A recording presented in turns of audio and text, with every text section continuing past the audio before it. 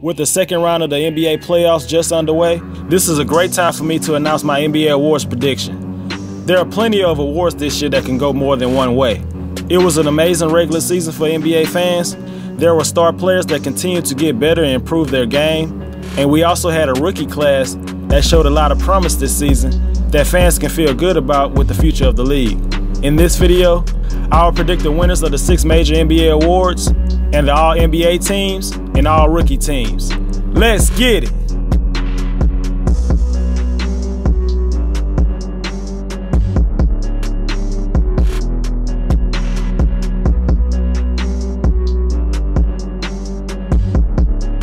The Coach of the Year award this season could be the tightest race of all the awards. There are around 6 to 8 coaches who have a legit case to win this award. But I feel the coach that has done the best job this year is Utah Jazz coach Quinn Snyder.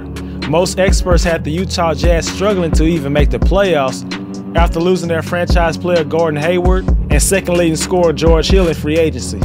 I mean, at one point, this team was 19-28, mostly due to injuries to Rudy Gobert for 26 games. Quinn Snyder has put together a great case for this competitive award this year. The 6th Man of the Year award goes to Lou Williams. This will be his second one in 4 years. Williams had a career year and led the Clippers in scoring and assists per game.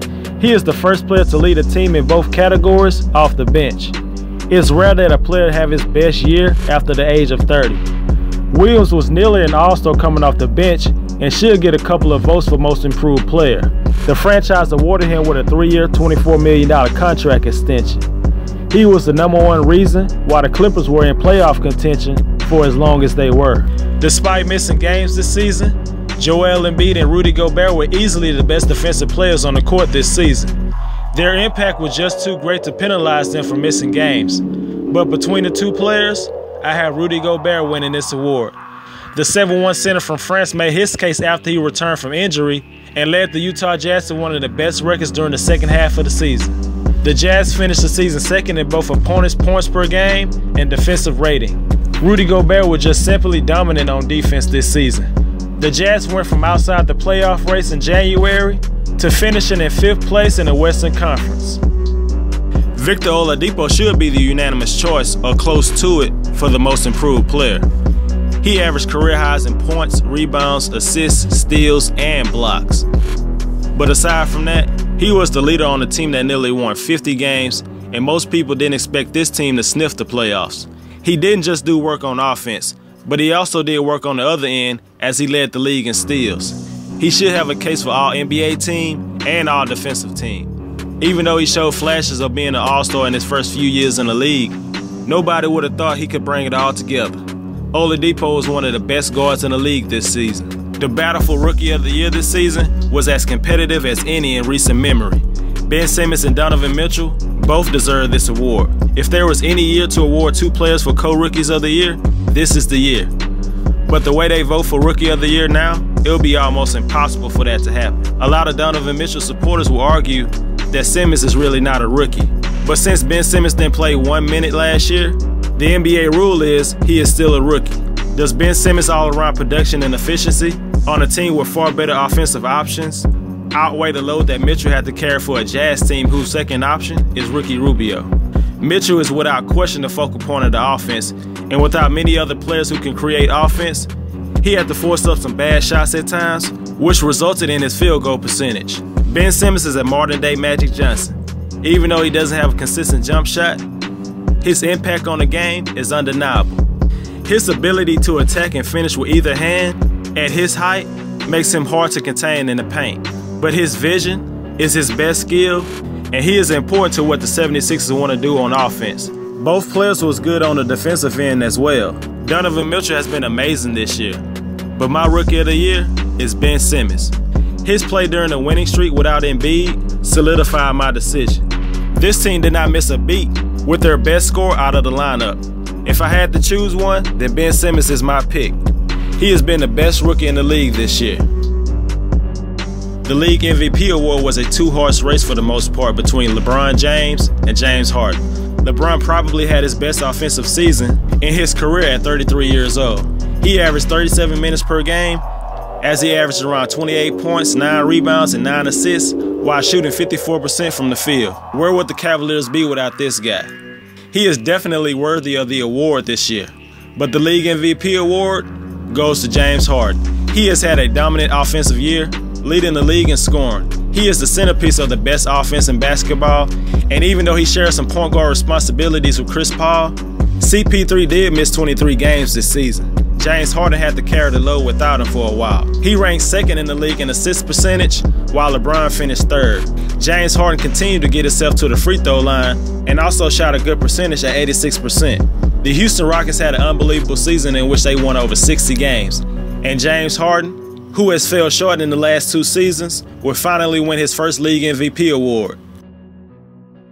Being basically put in handcuffs by Jrue Holiday in the first round of the playoffs is not going to keep Damian Lillard off the All-NBA first team. Even though Jrue Holiday had his number in the first round, remember, All-NBA team selections are based on the regular season, as are the other awards. I'm not going to be a prisoner of the moment and not appreciate what Damian did in the regular season. I will recognize that Lillard had his best regular season in his career. He was the leader and best player on the Blazers team that was able to grab a top 3 seed in the Western Conference. Nobody saw that coming. He played big minutes on one of the NBA's top defenses. You can make an argument that KD should be on the first team, but I believe the Greek Freak was a little bit more impressive this year. Despite less team success than Durant, I believe Giannis definitely earned a spot on the first team by continuing to establish himself as one of the best players in the league. Even at age 23, I feel he still hasn't even figured out the game yet. This guy averaged around 27 points, 10 rebounds, and 5 assists a game. Only Hall of Famers have been able to post those numbers in a season. Bad coaching and inconsistent help from his teammates shouldn't keep Giannis from being on the first team. Everybody seems to always consider Kawhi Leonard to be the best two-way player in the league. That title should go to Anthony Davis. He stepped up his game on both sides of the ball this year. Davis became a better long-distance shooter and simply dominated on defense. He seemed to kick his level of play to another notch after Boogie got hurt, and he put the team on his back the rest of the way. Anthony Davis has officially entered his name in the top 5 player discussion. While OKC underachieved this year, Russell Westbrook still played like a superstar. Even if you feel his style of play and mentality is a blessing and a curse, there's no denying what he gave you on the court. Westbrook is the only player in NBA history to average a triple-double in 2 seasons. Love him or hate him, Westbrook will always give you 110% effort every night. Playing only 51 games might keep Curry off the first team, but not the second team. The 2-time league MVP had another great season statistically, but I think this year more than ever, you realize how important he is to the team. They're still a good team without Steph, but they're not the all-time transcendent team that we've seen the last 2 seasons with Curry playing. Curry's mere presence on the court make every player better. The offense just flows so much better, and there are more good looks in the offense when Steph is on the court. Draymond clearly shoots a better percentage when Curry is out there. Nobody could have foreseen LaMarcus Aldridge being an all-star again after last season, let alone still a member of the San Antonio Spurs. He helped the Spurs extend their playoff streak to 21. Aldridge gave you 23 points, 8.5 rebounds, and 2 assists per game this season. Without Aldridge, I feel that the Spurs would have had their first losing season since 1997. Joel Embiid is one of 3 centers with 2010 averages who also played at least 50 games. All 3 made my All-NBA teams. We knew Embiid could be a great player if he could just stay healthy, and for the most part he did.